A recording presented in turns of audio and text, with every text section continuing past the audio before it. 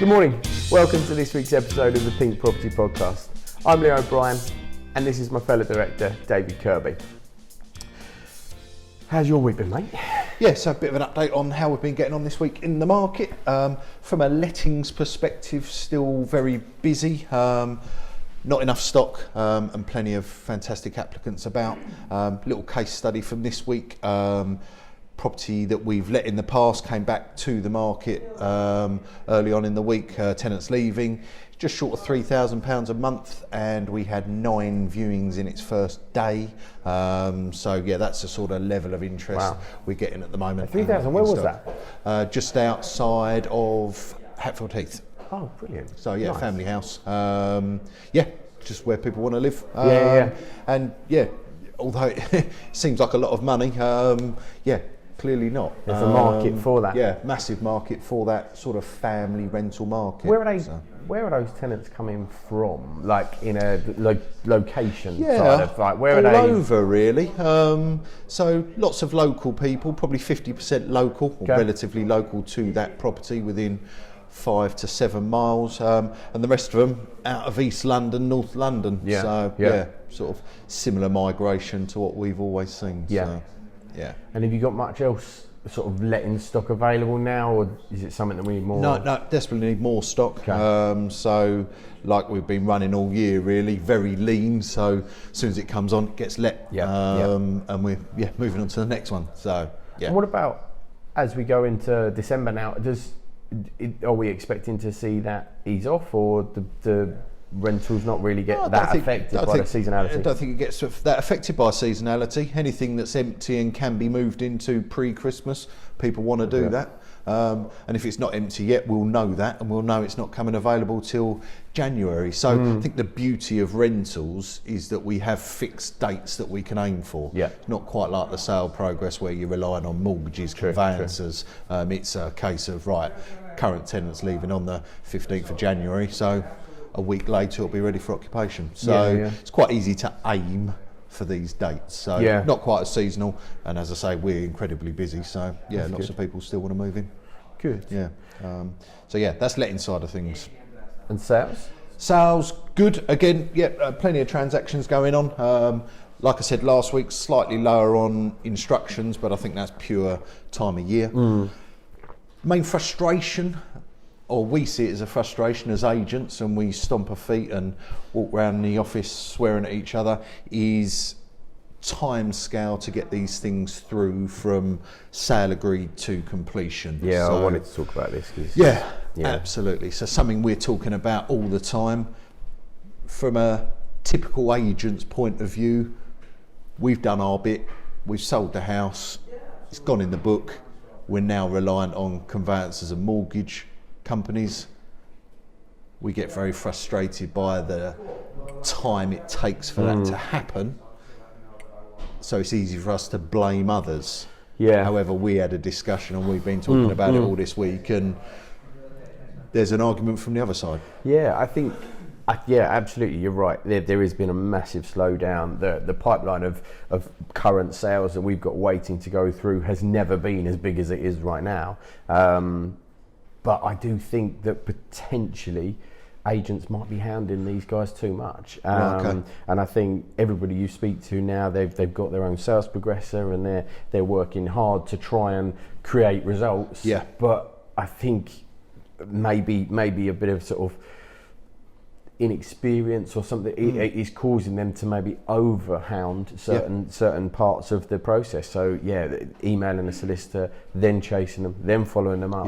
They haven't got time to physically do the job while they're trying to respond to us, and potentially we might be doing it at one end, then the chain might have 3 other, then there's potentially 6 clients within it. So all of a sudden it just mounts up. So we're just talking to the sales progressor in our business here, Sam, and chatting to Sam and Mark about just trying to look at it slightly differently and see if we can help move this process along for our clients, really, because our clients are just as frustrated, and I think it's down to us to make sure that we're talking to them and keeping them abreast of the tensions within the system at the moment that is potentially slowing it down. Clients' expectations a bit. Absolutely, and even in turn, sort of doing the communication more to the solicitor, rather than allowing the client to do it as well, because it sometimes is doubling up on the same work, and they don't know who to prioritise in terms of returning inexperienced agents don't help.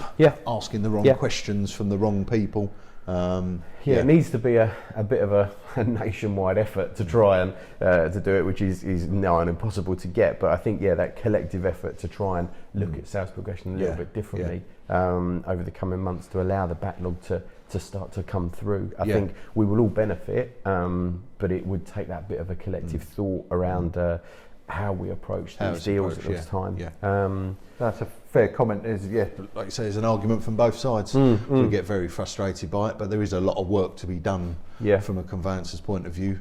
And mortgage companies are very busy. No, they are. They're restricted by COVID as well. I know. We had that surveyor this week. We had surveyor gone down with COVID and cancelled like 2 or 3 of our current mortgage surveys. So it's a bit of a nightmare, because we're waiting anywhere up to sort of 2 to 3 weeks to get these surveys booked in at the moment, because they're so busy. And to have 2 or 3 of them delayed there, again, 2 more weeks. Is it going to go to the back of the queue? Are we going to have to wait again for these to come through? So all these little things are just affecting the process, but there's still great activity. You know, the sales that we put in this month are fantastic, and well over and above anything that we've achieved. Is that another before. problem, that solicitors don't know on the front line how many deals are being done? We're incredibly busy and putting more than average numbers of sales in the book, which probably means other agents are doing the same. Did you mean to staff up? Absolutely. Resource-wise, I suppose they're always in that fear of, do we staff up now while it's busy? Once we get through the backlog come March, we ended up holding sort of 20 or 30 extra staff and have to make people redundant, and obviously nobody wants to have to go down that road. So it's a difficult call to make. They're not sure what's coming. Management of workload, again, is something that the solicitor partners that we work with, they help us manage workload to the solicitors that we use, and keep them advised of what's coming through, so that they can adequately staff and support our clients in getting the deals over the line as quickly as possible. But sometimes you're only as quick as the slowest member of the chain. Absolutely. So your solicitor can be a superstar, but if there's a Wally in the rest of it, then it slows the whole thing down. But that's a little gripe that I don't think will go away quickly. But I think we can potentially lead a little bit and change the way in which we're trying to approach it, see if we can help. Not overload these guys. We had Josh come over this week, our associate from Chelmsford, come over, spent some time with me and Russell here, and we went over some business planning for the next sort of month or 2, and then into the early part of January, and Jack, you took some new photos of Josh and got him updated on some of the marketing materials that we're using, and we had Christmas decoration day, if that's a thing, on Wednesday. There was everyone got very excited. Glitter everywhere as we started to get the stuff out of the loft and start preparing the office for Christmas. We went and I went and chose an awesome tree for the office here. We've got a huge vaulted entrance hall, which maybe we'll show you on the next video. But we've got this 12.5-foot Christmas tree that we put up there on Wednesday, and the guys have decorated it. It really does look fantastic. It's it's very, very much a taste of Christmas here at the moment, isn't it?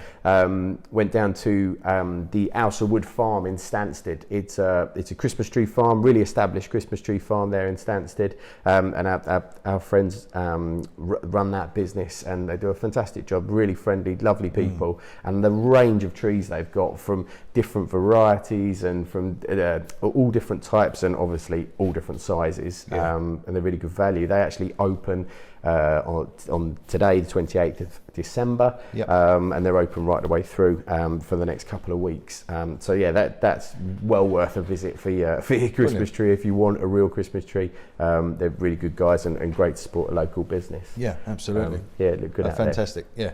Sets the scene for December in the office. Yeah, start warming us up. There's been mince pies in the office already, which is even pre-December, so it's slightly ahead. So like every week, we ask for some questions to see if we can help in any way. And we just had the one question come in this week, and it's, I'm thinking of putting my house on the market. Should I do it now, or should I wait until after Christmas? Yeah, good question. We're leading now into the beginning of December, which historically slows down, and the market quietens a bit.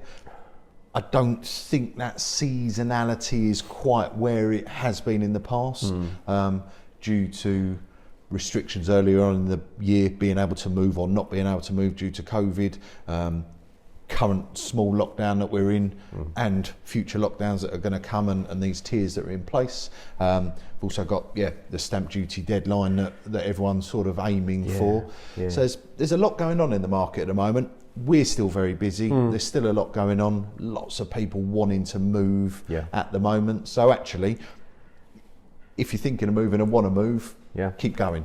And certainly, if you want to hit that stamp duty, you cannot allow Christmas to get in the way this year, because you're going to lose. Yeah, potentially, if you miss all of December, you've lost 4 weeks. Time's ticking by now for that. Average sale times are up, creeping up to sort of 16 weeks from under offer to exchange, and so actually that you cannot afford to wait if you want to meet that deadline. If you don't, then of course. But yeah, if you want to hit that, or your potential buyer might want to hit that, then you need to be getting on with it now.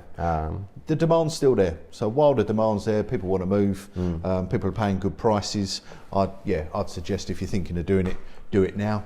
We can do photography and be very clever with photography around your Christmas decorations and your Christmas tree. We can revisit it in the new year if it hasn't sold pre-Christmas, to do new photography and new videos with Jack, who's our in-house photographer and videographer. So I think go for it. Yeah. Agreed. Good. Well, good week. Absolutely. A bit Christmassy here, and hope you guys have a great Sunday. Thanks for tuning in. If you've got any questions, please, as always, drop us a message, and we'd love to cover them off for you next week. Thanks, Scott. Excellent. See you next week.